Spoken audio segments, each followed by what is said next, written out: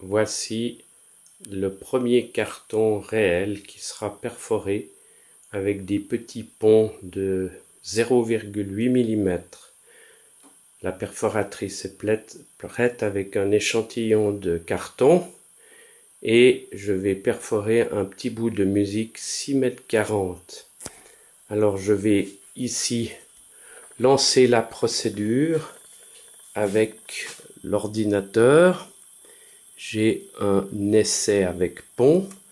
Je vais ouvrir le Universal G-Code Zender. Voilà, il est lancé. Je vais ouvrir la commande de la machine. Je vais faire le homing. La machine se place à 100. Ensuite, je lance ici G90 espace X0 pour la mettre en bordure du carton. Je prends le fichier et que je vais charger et il faut lui donner toutes les extensions possibles. Voilà, essai avec pont. Et je vais incessamment le lancer. Voilà, ici je l'envoie. Et la perforatrice s'est amorcée.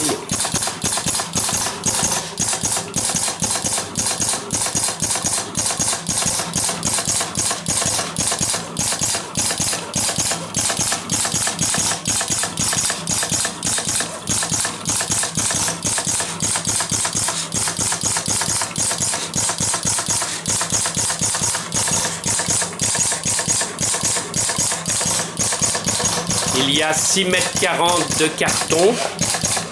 On a démarré à 34.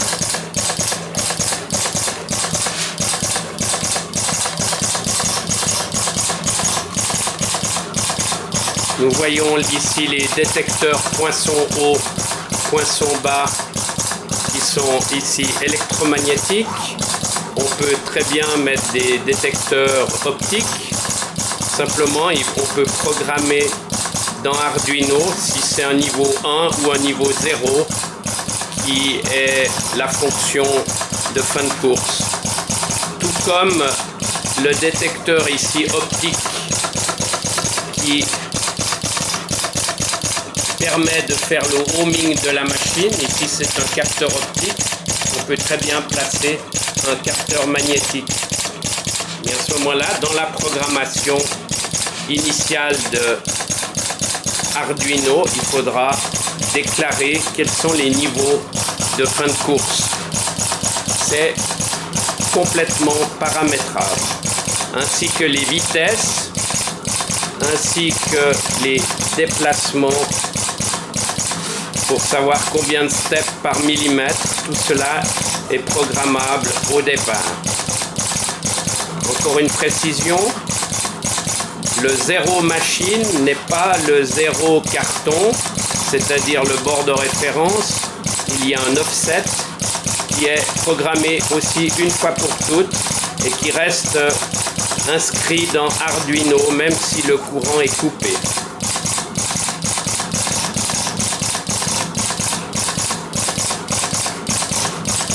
Il y a à peu près pour 20 minutes de perforation pour les 6,40 m. Nous voyons sur le carton les petits ponts qui ont été déclarés pour ne pas fragiliser le carton.